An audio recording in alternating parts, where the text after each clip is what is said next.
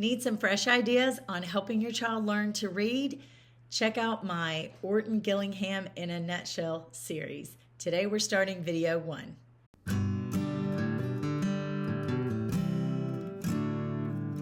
Hi, I'm Rebecca with the Parent Teacher Bridge, where you can find the ideas and solutions you need to empower you to be your child's most influential teacher. Today, I'm going to dig into the topic of Orton Gillingham. Now, if you need a more in-depth description of what is Orton Gillingham, check out my top video, What is Orton Gillingham? I will leave a link in the description below, and you can check out that. I'd say it's about a 12-minute video or so, and it's going to give you a little overview of Orton Gillingham. So we know that about 1 in 5 people have dyslexia, and we know that in America we have a lot of struggling readers. If you rely on someone else to teach your kid to read completely and they are still struggling, your kid is not winning. So you need to somehow empower yourself to help your child learn to read better. And this Orton Gillingham in a Nutshell series can help you do just that. So let's dig right in. When teaching your child to read, one of the first things, of course, is learning the alphabet and learning those basic alphabet sounds. Now, there are lots of preschool activities you can do with this. Most kids get this pretty well, so I'm not going to go into depth on this. I'm just going to point out a couple of things. Your child needs to know the short vowel sounds. So if your child is learning the ABCs and they say, what does the letter A say? Or however you want to word that question. Some people are really picky about that. The default answer that I like to teach kids is the short vowel sound. I like for kids to learn the short vowel sound first. So instead of ape, I would want them to know apple. Okay, we know that vowels can make different sounds. For example, in my name, Rebecca, the A is saying so it's going to be more like a schwa sound. But you don't have to get into that when you're first teaching kids how to read. Hey parents, be sure you stick around all the way in this video because I'm going to get into something that I call the key to reading, the key to unlocking reading. And if your child can do this, I'm going to tell you, they can learn to read all the way through, up through different levels of reading. It will just be a matter of consistency and practice, but they got to get to this point first. So make sure you stick around for the whole video at once. So when they're learning their ABC sounds, if they have a certain consonant, like the letter B, just make sure that you're not saying buh. If you are saying buh, it's really 2 sounds in one. So just clip that sound and make it sound more like b, not buh, because that's really a U sound added onto the B. So be aware of that. The next thing after learning your ABCs that you're going to do is help your child know the difference in vowels and consonants. And one way I like to do that is to show a child's name or just a common word. Let's say you're taking the word cat, and you teach them something like A, E, I, O, U. Now, I think Leapfrog has a cute little video called the Sticky Icky Vowels, and you can find that online, I think. There are other vowel songs. Just look something up on YouTube where your kid learns the vowels. But after they learn the basic A, E, I, O, U, and you know, some people say, and sometimes why, they'll teach their kids that, but then they don't teach their kids what that means. So in my daughter's name, Everly, it ends in a Y. You would tell your kid, well, in that word, it's not making the normal Y sound. It's making an E sound. So it's acting like a vowel. So that's why it's sometimes Y as a vowel. But if you don't get into the Y, that's fine. So when you find that vowel in a word, and this could be an activity on its own. Let's say you give your child a bunch of words that they can read or words that they can't read, whatever. Can they find the vowel? You can have them circle it. You could have them take a yellow crayon and highlight it. You could just print out a list of words and do that. There's a ton of things you could do. What about sidewalk chalk? So you could get outside, write some words down, and then have your kid go find all the vowels while singing a cute little vowel song, okay? Once they know the difference in vowels and consonants, and they may not even be able to pronounce the word consonants all the way, but they know the difference between vowels and consonants, you're going to get into something called syllables. And you want your child to be able to count the syllables in a word. So we were playing a family game the other night. It was called Poetry for Neanderthals. And the way you have to play that game when you're describing something is you can only use one syllable words, which is kind of funny.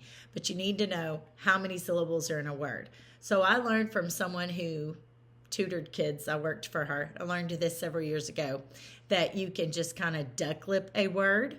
And that seems to be a little bit more accurate than clapping, because you have some kids that don't have rhythm. Let's say I'm picking the word basketball and I duck lip it. I'm trying to say the word, but keeping my lips closed. Basketball. And thinking, how many sounds do I make with my lips closed? So that would be 3 syllables. So counting syllables might be your only lesson one day, until your kid can really accurately figure out how to count the syllables. So once they understand what a syllable is, it's not the same as a letter, then you can get into syllable types, okay? This is really important, so stick with me. The first syllable type that I teach is the closed syllable type. The closed syllable type, if your child has gotten this far in reading, where they can read closed syllables, I call that the key to reading. Because if your child can see any closed syllable word that they don't have memorized set in front of them, and they are able to decode that word, in other words, sound it out, know what the word is, they're going to learn how to read. With the practice and the patience from the parent or the teacher, your child is going to learn how to read. Sometimes the kid may be a little bit rusty on reading. Sometimes the kid may need reminding. But if your child can get this first syllable type, they're going to learn how to read. And it's just a matter of learning some additional rules along the way and getting adequate practice. A lot of times when I have tutoring kids come to me, it's a matter of they haven't had adequate practice. So let's go through a few closed syllable words. So we're going to go back to the word cat. Now, a lot of kids have this word memorized. They're not really reading it. They're just recognizing the word by sight, because it's been in a lot of picture books up to this point. All those little hard books for babies and everything like that. So if we look at this word, we're moving in this direction. We never read going backwards in English. So we're going in this direction. And where is my vowel? It's right here. And my vowel is closed in by this letter T. We don't say it's closed in by the C, because everything's going in this direction anyway. So the T closes in the vowel, therefore the vowel is short. That is the rule. And as you know, there are always exceptions to the rule. So I'll show you a couple of those at the end of this video, but when you're first teaching your kid, you don't even need to go over that. Let's try a word that they may not have memorized, like hit.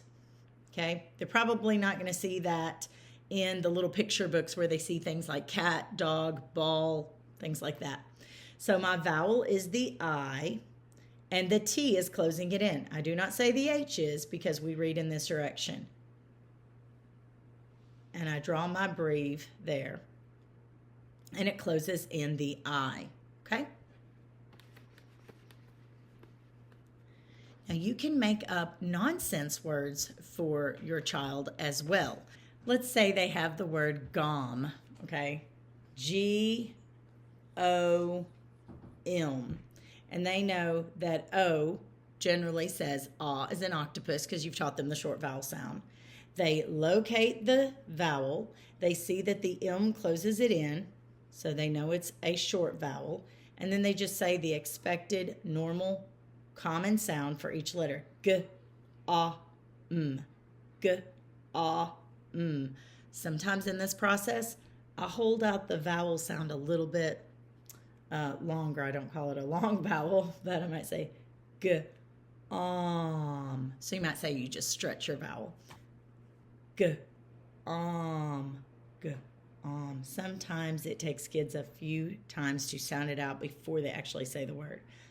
But if you show this word to your child and they are able to read it on their own, and it's an unfamiliar word because it's not a real word, it's a nonsense word, then your child has the closed syllable.